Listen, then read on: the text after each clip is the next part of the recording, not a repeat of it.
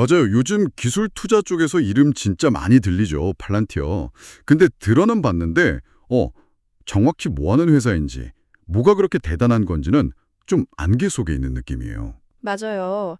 이게 정보는 많은데 좀 과장되거나 약간 잘못된 내용들도 꽤 섞여 있어서 오히려 오해만 깊어지는 경우도 많더라고요. 그렇죠. 그래서 오늘은 팔란티어 도입이랑 확산을 직접 해보신 분, 뭐 국내 최고 전문가라고 할 수 있겠죠. KT 변우철 본부장님의 아주 생생한 경험담을 통해서 그 실제를 한번 파헤쳐보려고 합니다. 그 빅데이터 닥터 유튜브 채널 인터뷰, 그걸 저희 자료로 삼았습니다. 네. 오늘 저희가 할 일은 이 인터뷰를 통해서 팔란티어에 대한 궁금증들 이런 걸 좀 풀어드리고 또 여러분이 팔란티어의 진짜 핵심 가치가 뭔지 명확하게 딱 이해할 수 있도록 돕는 겁니다. 자, 그럼 바로 한번 들어가 볼까요? 네, 좋습니다. 우선 변우철 본부장님 이력이 상당히 독특해요. 두산 인프라코어, DL, ENC, 그리고 지금 KT까지. 이렇게 세 번이나 다른 대기업에서 팔란티어 도입을 직접 총괄하셨어요. 이거 정말 흔치 않은 경험이죠? 그렇죠. 정말 유일무이한 경험이 아닐까 싶은데요. 이게 근데 재밌는 건 그분 역시 처음 팔란티어를 딱 접했을 때는 좀 혼란스러웠다는 거예요. 아, 처음부터 아셨던 건 아니고요. 네. 2018년이었는데 그때 두산에 계실 때 디지털 전환 방법을 막 찾고 있었대요. 그러다 실리콘밸리에서 팔란티어를 소개받았는데 이게 뭐 화상회의도 되게 비밀스럽게 하고 설명도 어렵고 하니까 그냥 대시보드 만드는 화상가 보다 이 정도로 오해를 하셨다고 하더라고요. 아, 그냥 데이터 시각화 툴 정도로 생각하셨군요. 근데 직접 팔란티어 본사에 가보고 생각이 바뀌셨다고 들었어요. 뭐 소프트웨어는 여전히 좀 난해했다고 하던데 어떤 점이 좀 달랐던 걸까요? 그 결정적인 차이가 팔란티어 엔지니어들의 접근 방식이었다고 해요. 보통은 기술 사양이나 뭐 기능을 설명하잖아요. 네네, 그렇죠. 우리 기술이 이렇다 저렇다. 근데 거기는 그게 아니라 지금 당신 회사에서 가장 큰 문제가 뭡니까? 이 질문 하나를 붙들고 엄청 집요하게 파고들더래요. 오, 기술이 아니라 문제를 먼저 물어봤다. 네. 바로 그 지점에서 변 본부장님이 이 회사는 진짜 고객 문제 해결에 진심이구나. 이렇게 딱 정의를 내리게 됐다고 합니다. 문제 해결의 진심인 회사. 흥미로운 정의네요. 그 문제 해결의 핵심에 온톨로지라는 개념이 있다고 하던데요. 이게 좀 어렵더라고요. 맞습니다. 이 온톨로지가 팔란티어 기술의 핵심이자 뭐랄까 철학이라고도 볼 수 있어요. 이게 단순히 데이터를 그냥 한 곳에 모으는 거랑은 차원이 달라요. 어떻게 다른 거죠? 데이터들 사이의 관계, 그리고 그 데이터가 실제 비즈니스에서 어떤 의미를 갖는지 이런 것들을 다 연결해서요. 현실 세계의 비즈니스 구조나 운영 논리를 디지털 공간에다가 그대로 복제하는 기술이에요.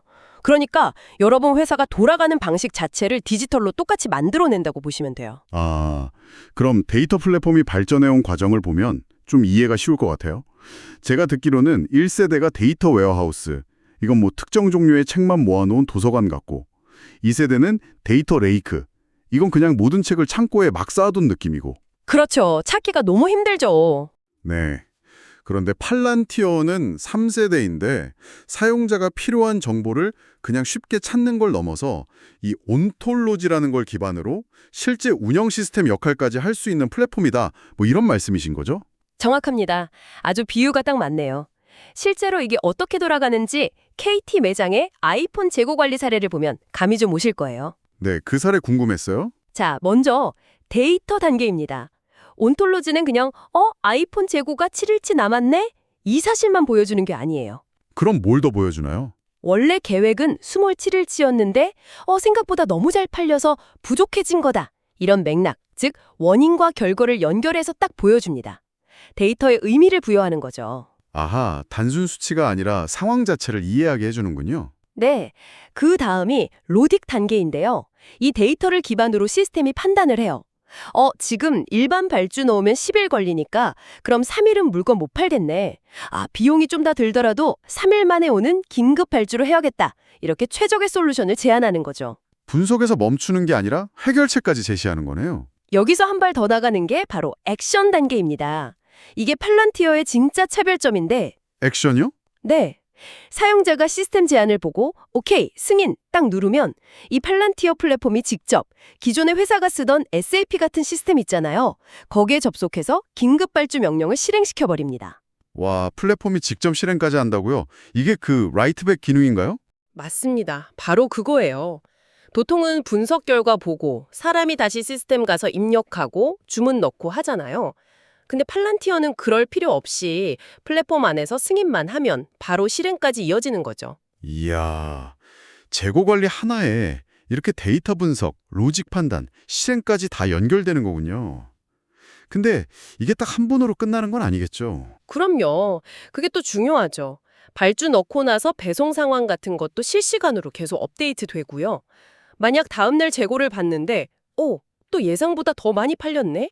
그러면 시스템이 이걸 바로 알아채고 다시 최적의 로직, 예를 들면 긴급 발주 더 넣어야겠다 이런 걸 제안하고 또 승인하면 액션이 실행되는 거죠. 이 선순환 구조가 계속 돌아가는 거예요. 이게 바로 그 말로만 듣던 디지털 트윈의 실제 모습이군요.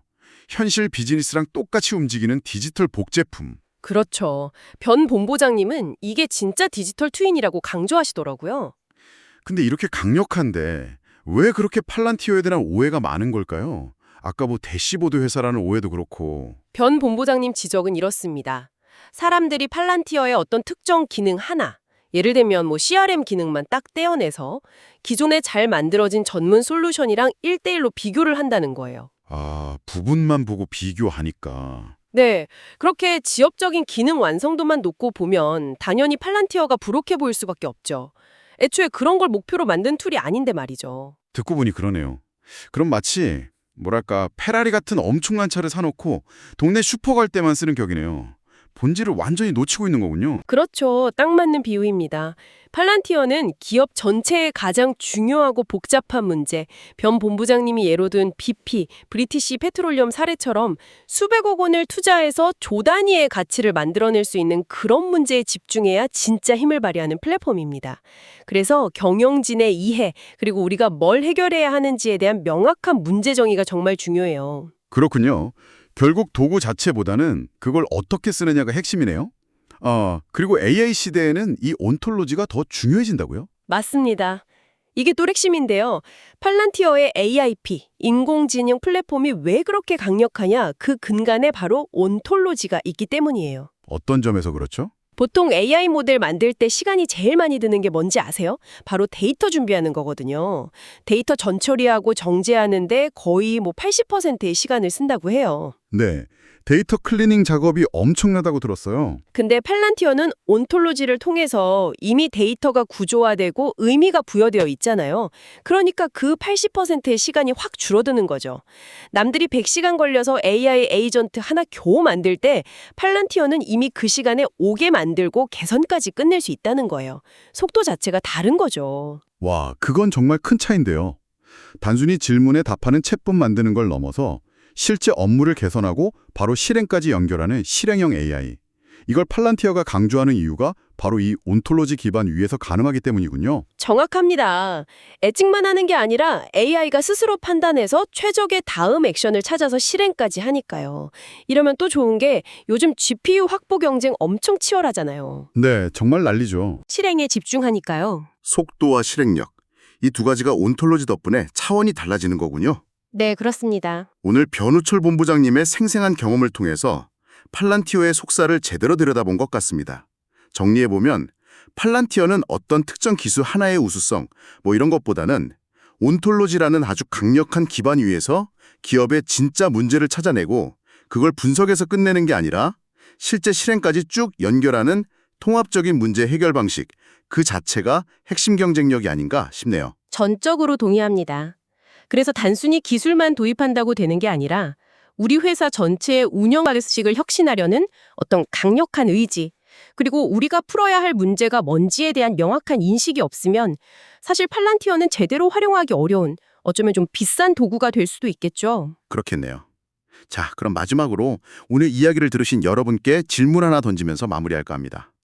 팔란티어의 진짜 힘이 기술 그 자체가 아니라 문제 해결 방식에 있다면 이 강력한 도구를 우리 조직에서 제대로 쓰기 위해서 기술을 도입하기 전에 먼저 우리의 일하는 방식이나 조직 문화는 어떤 것들을 준비해야 할까요? 이 점을 한번 깊이 고민해 보시면 어떨까 싶습니다.